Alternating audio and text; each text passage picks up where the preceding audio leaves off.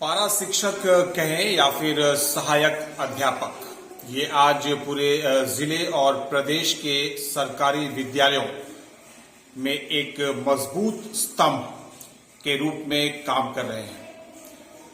हजारों की संख्या में प्रदेश भर में कार्यरत सहायक शिक्षक जो सरकारी विद्यालयों में बच्चों को पढ़ा रहे हैं, उनका अपना जो निजी जीवन है वो किस तरह का है। सरकार उन्हें जो मानदेय दे रही है, क्या इस दौर में जब कि महंगाई जो है वो चरम पर है, एक सहायक शिक्षक क्या इस स्थिति में है कि वो सरकार के द्वारा प्राप्त मानदेय से अपने परिवार का जीविकोपार्जन ठीक तरीके से कर सके?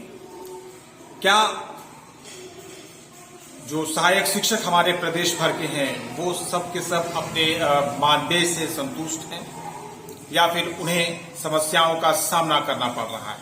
बात करेंगे एक सहायक अध्यापक से और लेंगे उनकी प्रतिक्रिया, क्या कुछ कहना चाहते हैं ये इस पूरे के पूरे मामले। आपका हमारे चैनल में बहुत बहुत स्वागत है। बतौर पारा शिक्षक या अब कहा जाए तो सहायक अध्यापक, कितना लंबा अनुभव आपके पास है, कितना लंबा समय बीत गया आपको पढ़ाते हुए? धन्यवाद आपका। जैसा कि हम लोग 2002 से या 3 से लोग कार्यरत हैं, लगभग 15 से 20 वर्षों तक अपना योगदान दिया है और उस वक्त से अभी तक अल्प मानदेय में अपना जीवन व्यतीत करने पर मजबूर है। बहुत सारी सरकारें आई और गई, सभी ने आश्वासन दिया कि मेरी सरकार बनेगी तो आपको वेतनमान दिया जाएगा, स्थायीकरण किया जाएगा, लेकिन आज तक वैसा धरातल पर कोई देखने को नहीं मिला। जब पारा टीचर की बहाली शुरू में हुई थी तब उनको कितना वेतन मिलता था?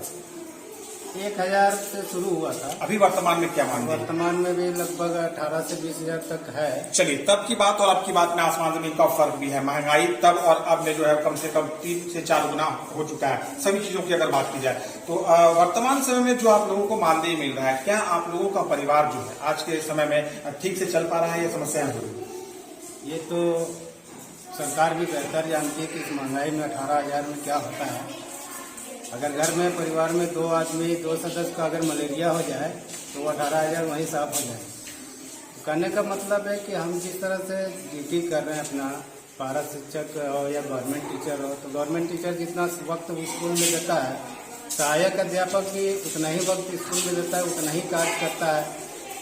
तो सरकार को चाहिए कि इन लोग का मानदेय सम्मानजनक हो और इस पर अभी बात भी चल रही है और हमारे संगठन ने अभी फिलहाल 2-3 दिन पहले अल्टीमेटम सरकार को दिया है और एक जो आंदोलन का एक रूपरेखा तैयार हुआ, उसमें से 30 जून को हर प्रखंड से मशाल जुलूस के साथ आंदोलन का आगाज होगा और 29 जुलाई तक मुख्यमंत्री का आवास का घेराव किया जाएगा।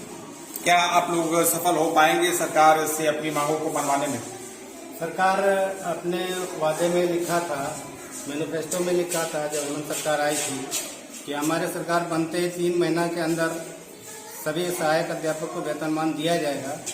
लेकिन स्वर्गीय जगन्नाथ महतो जब तक थे उन्होंने कोशिश किया, लेकिन दुर्भाग्य है कि उनकी देहांत तो हो गया।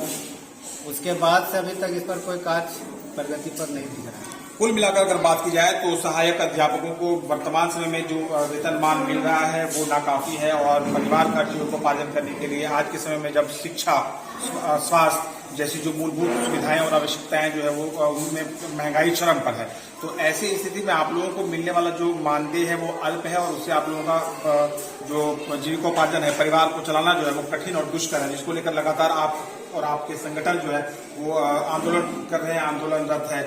क्या ये आशा किया जा सकता है कि आने वाले समय में सरकार आप लोगों के जो मांगे हैं उन मांगों को पूरी करेगी और आपके वेतनमान में वृद्धि करते हुए इसे सम्मानजनक स्थिति में पहुंचाएगी? बिल्कुल बिल्कुल, हम लोग को आशा है। झारखंड की सरकार ही माटी की सरकार है और सहायक अध्यापक जो है पूरे झारखंड से जुड़ी हुई है, तो उम्मीद है कि यही सरकार हम लोग को वेतनमान का जो हम लोग का सपना है या सरकार का जो वादा है जरूर पूरा करेंगे। चलिए, भरोसा है इनको सरकार के आश्वासन और किए गए वायदों पर। वर्तमान समय में अगर देखा जाए तो अल्प मानदेय के साथ पूरे प्रदेश और जिले भर में कार्यरत सहायक अध्यापकों की अपनी निजी जो पारिवारिक स्थिति है और जो इनकी आर्थिक स्थिति है वो चरमराई हुई है। अल्प वेतनमान में इनका जीविकोपार्जन और परिवार का भरण पोषण करना कठिन और दुष्कर हो रहा है। लगातार संघ के द्वारा आंदोलन किया जा रहा है और प्रयास किया जा रहा है कि इन्हें उचित मानदेय मिले, सम्मानजनक मानदेय मिले, ताकि इनका परिवार जो है वो भी ठीक तरीके से चल सके और जो समस्याएं, आर्थिक समस्याएं इन लोगों को झेलना पड़ रहा है उससे इन्हें मुक्ति मिले।